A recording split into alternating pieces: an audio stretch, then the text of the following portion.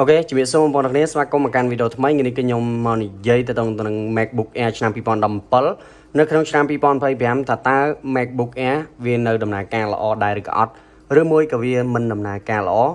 យ៉ាងណានោះបងប្អូនទាំងគ្នាកុំភ្លេចតាមដានទស្សនាវីដេអូនេះអញ្ចឹងមុននឹងបងប្អូនទាំងគ្នាទស្សនាវីដេអូនេះកុំភ្លេចជួយចុច Subscribe ម្នាក់មួយផងក៏ដូចជាបងប្អូនកុំភ្លេចដាក់រូបកណ្ដឹងដើម្បីទទួ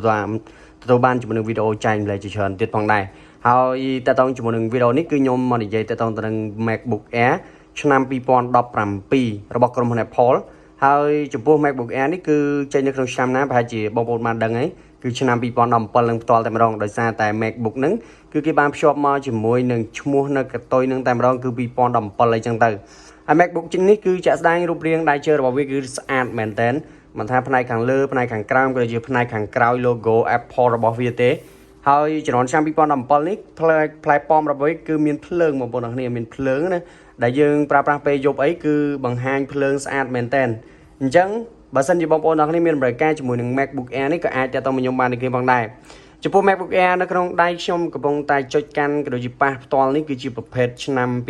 2017ដែលវាមានអេក្រង់13អ៊ីងហើយចំពោះ storage ក៏ដូចជា spec របស់វាផ្ទាល់គឺវាប្រើប្រាស់ជាមួយនឹង CPU រហូតដល់ Core i7 បងប្អូនទាំងគ្នាដែល CPU Core i7 គឺខ្លាំងមែនតើចំពោះការប្រើប្រាស់ដែលល្បឿនគេហៅថា CPU របស់វាគឺរហូតដល់ 2.2 GHz បងប្អូនទាំងគ្នាដែលវាគឺជាប្រភេទ Dual Core អញ្ចឹងវាអាចជាប្រភេទគេហៅថា CPU 2គ្រាប់ហើយ Core i7 ដែល RAM របស់វាគឺរហូតដល់ 8GB DDR3 អញ្ចឹងល្បឿននៃការប្រើប្រាស់របស់RAM ហ្នឹងឬក៏គេហៅថា burst speed របស់វាហ្នឹងគឺ 1600 MHz ផងដែរហើយចំពោះ graphic របស់វាមាន graphic ដែរគឺប្រភេទ Intel HD graphic 6000ដែលនៅក្នុងនោះគឺមានទំហំរហូតដល់ 1536 MB ដែលស្មើទៅនឹង 1G ជាងបូករួមជាមួយនឹងគេហៅថាអេក្រង់13អ៊ីងបងប្អូនទាំងគ្នាដែលជាប្រភេទអេក្រង់ OLED ច្បាស់មែនទែនបាទហើយកម្រិតបង្ហាញរបស់វាគឺ14 style គុណនឹង900អញ្ចឹងល្មមអាចឲ្យបងប្អូនទាំងគ្នាធ្វើការមើលវីដេអូក៏ដូចជារឿងអីផ្សេងៗហ្នឹងគឺមកច្បាស់តិចចិត្តក៏ដូចជាធ្វើការញាក់សាច់តែម្ដងអ្នកដែលធ្លាប់ប្រើប្រាស់ MacBook ហើយទៅប្រើប្រាស់ laptop គឺយើងកលាប់បន្តិចបងប្អូនទាំងគ្នាដោយសារតែអេក្រង់របស់វាគឺវាខុសទៅនឹងគេហៅថាគ្នាដោយសារតែប្រភេទ laptop គឺភាគច្រើនប្រើជាមួយនឹង LCD ហើយមួយចំនួនគឺប្រើ OLED ដែរគ្រាន់ថាប្រភេទ MacBook គឺច្បាស់ជាងហើយនៅក្នុងនោះគឺយើងទទួលបានជាមួយនឹង storage ធំមែនតើរហូតដល់ 512G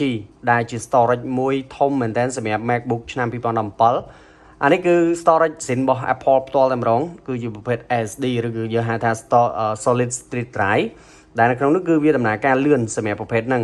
អញ្ចឹងនេះគឺជា MacBook Air ឆ្នាំ2017បើយើងនិយាយអំពី spec ក៏ដូចជាបងប្អូនបានឃើញរូបរាងរបស់វា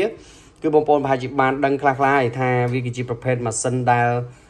នៅតែខ្លាំងមួយសម្រាប់ការប្រើប្រាស់ហើយខ្ញុំគិតថាបងប្អូនមួយចំនួនប្រហែលជាបានប្រើប្រាស់ហើយទៅជាមួយនឹង MacBook នេះដែលនៅក្នុងនោះគឺយើងមានជាប្រភេទ MacBook Air ហ្នឹងដែលយើងយកទៅប្រើប្រាស់ទៅលើការងារ Word Excel ក៏ដូចជាការងារ Office មួយចំនួនសម្រាប់បងប្អូនដែលប្រើប្រាស់ Pro គឺបងប្អូនយកទៅប្រើទៅលើការងារកាត់ត design តិចតួចតែមកដល់ឆ្នាំ2020 គឺសិតតែជាប្រភេទ MacBook ដែលខ្លាំងក៏ដូចជាងាយស្រួលនៅក្នុងការប្រើប្រាស់មែនទែនអញ្ចឹង MacBook នេះគឺតម្លៃត្រឹមតែ$200ជាងទេដោយសារតែវាគឺជាប្រភេទ Air ហើយនៅក្នុងនោះគឺបងប្អូនដែលយកទៅប្រើប្រាស់ការងារទូទៅបច្ចុប្បន្នគឺមកអែមយកតែម្ដងមិនជាបញ្ហាទេអញ្ចឹងចង់ប្រើប្រាស់ការងារ Word Excel អាចចរចាជាមួយនឹង MacBook ឆ្នាំ2017នេះបានវីដេអូនេះគឺមានប៉ុណ្្នឹងទេបងប្អូនទាំងគ្នាអរគុណសម្រាប់ការតាមដានទស្សនាវីដេអូនេះយើងនឹងជួបគ្នាសាជាថ្មីនៅវីដេអូក្រោយ